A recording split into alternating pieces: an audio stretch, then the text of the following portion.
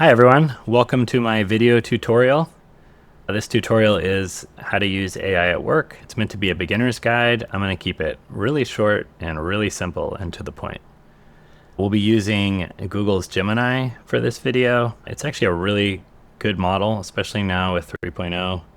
That's one reason I'm using it. The other reason I'm using it is just because a lot of people already have access to it, either through a personal Google account or their work Google account. And it does work across the Google ecosystem of apps. But everything we're doing here can be easily done in ChatGPT, in Claude, and Microsoft Copilot.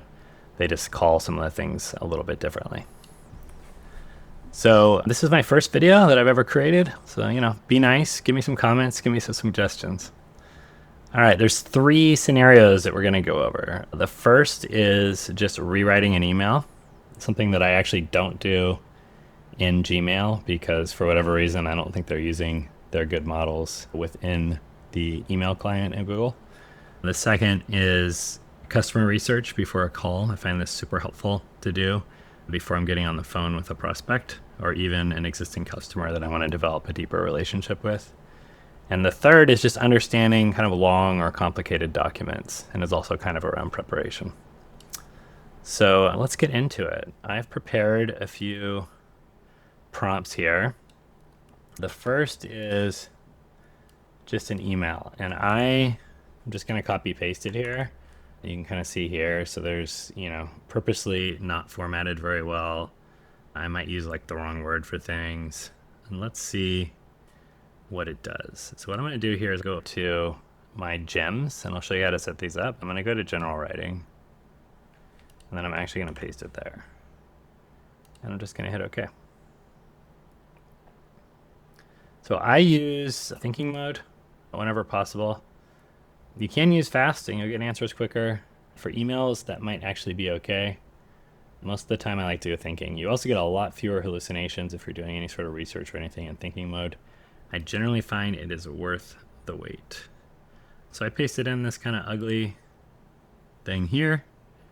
Definitely a lot of grammar and things to clean up. And it came out well organized, something I can easily copy and paste. This isn't a huge time saver, but definitely it could save you a few minutes and also ensure this is not going to make any grammatical errors. There will not be a misspelled word. There will not be a missing punctuation. So that's just kind of nice versus you having to reread it like 4 or 5 times.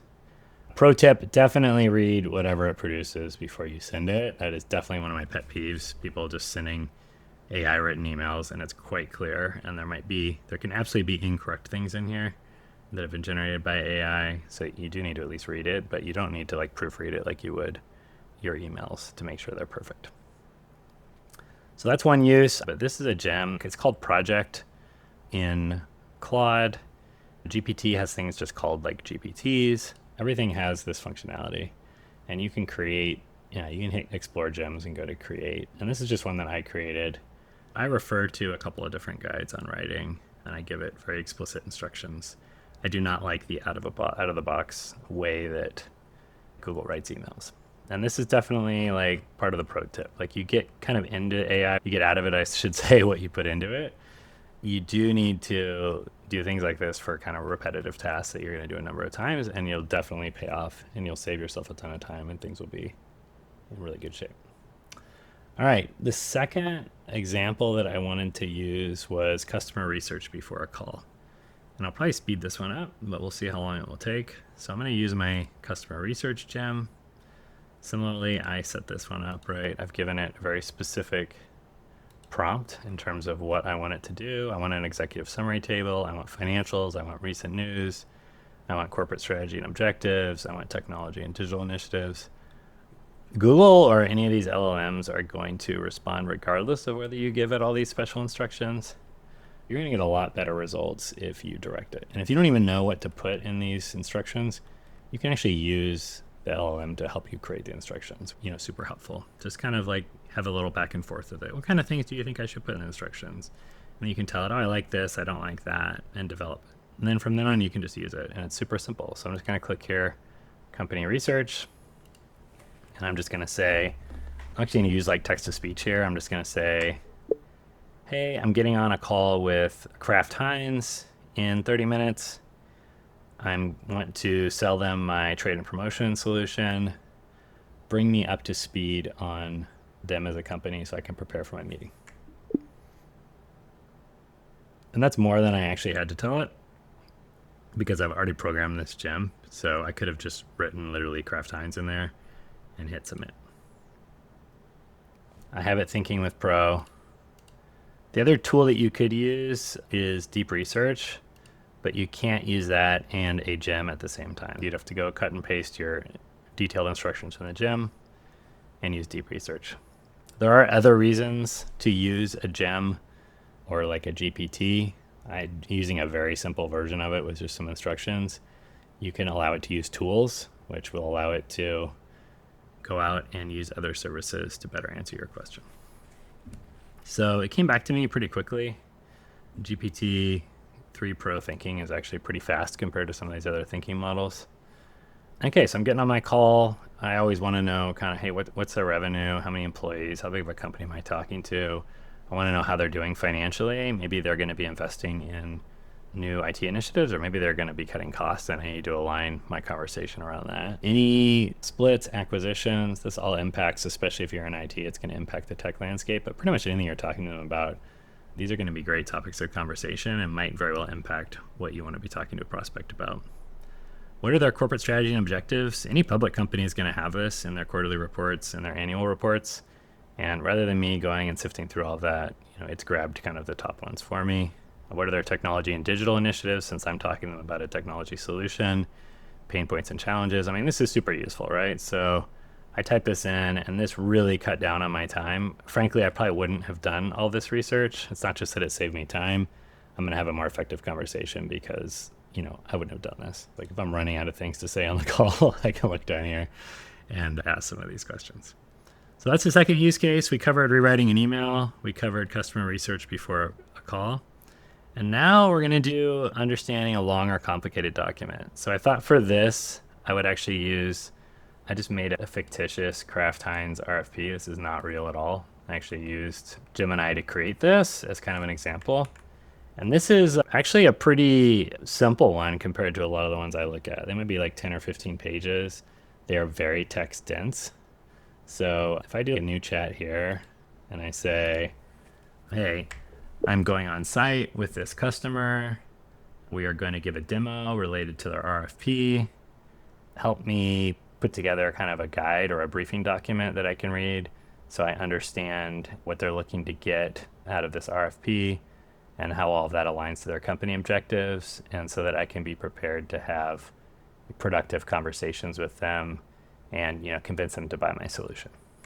So I'm going to put that in there, and then I'm going to say, hey, here's like the RFP. Okay, so like look at this. This is like pretty painful to try to read through, right? And this is relatively straightforward, right? And you're going to get like this like prose. It's not all organized. It's not in bullets. So that's kind of a pain.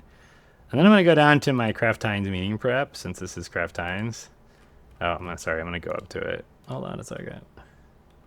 I'm going to cut and paste. Oh, actually, this is already part of the same conversation. So I'm just going to say, also use your research on Kraft Heinz. And by the way, like if you are typing instead of talking, like don't worry about spelling things correctly or anything. Just like literally type it as quickly as you can. These things are really good at figuring out like what you are trying to type. So here we go. Let's see what it comes up with. Is this going to prepare me for my meeting with Kraft, my big proposal? I don't have one. I would like to have one. It's a very big company.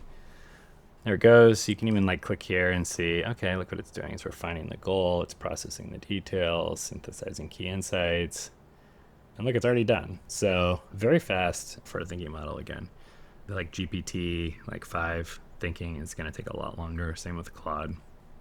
Okay, so objective, win the global trade management optimization RFP. Here's their big picture. They're splitting into 2 companies, current state, future state. Here's their supply chain integration. They have this Project Blue Sky with UI being king. They've got 14% bleed, deductions management. Here's their pain. They're moving to Snowflake and Native Connector. Like, this is a heck of a lot easier to read than that RFP was. and much easier to digest. And it's even giving me, hey, like, here's some pitfalls to avoid. Don't ignore the offline iPad requirement that was buried in there somewhere. And it gives you some ideas on Hook. So you can customize this. You could even create a gem for exactly this purpose, right? Like maybe it didn't give me enough of the context from the company research. I wanted to tie more of that in there. You can iterate on this and give it more instructions. But those are 3 really easy, very common use cases meant to be something that like literally anyone could do very easily. So rewriting an email, creating a gem around that, company research before a call, and deciphering a long document or multiple long documents. So try one of these today. Let me know how it works. And please drop in the comments, how it worked for you, any questions you have, any other ideas that you have as well, and whether this podcast was helpful at all for you. Thank you.